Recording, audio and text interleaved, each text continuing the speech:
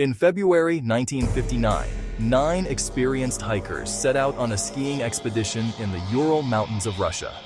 Their leader was Igor Dyatlov, a 23-year-old engineering student. The group never returned. Weeks later, searchers found their campsite, and what they discovered has baffled and terrified people for decades.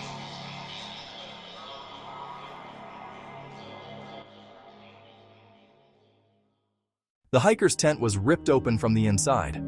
Their belongings, boots, jackets, food, and cameras, were left untouched, as if they had fled in sudden terror. The footprints in the snow showed that they ran barefoot or wearing only socks into freezing temperatures below 30 degrees Celsius. Rescue teams began finding the bodies scattered down the slope. 2 were lying near a tree, barefoot, wearing only underwear. 3 others were found farther down the hill, as if they had tried to crawl back to camp. All had died of hypothermia. But it was the last 4 bodies that turned the tragedy into a mystery. When spring thawed the snow, those bodies were found in a ravine, and their injuries made no sense.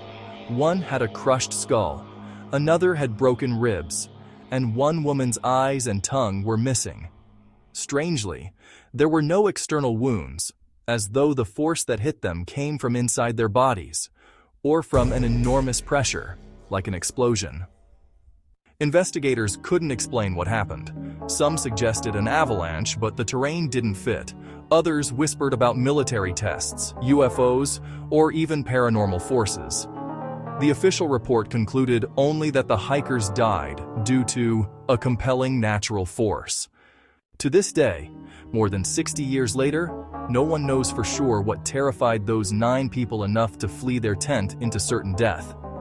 And if you visit Dyatlov Pass today, locals say the wind still howls through the mountains. And sometimes, on the anniversary of that night, strange lights are seen in the sky above the snow.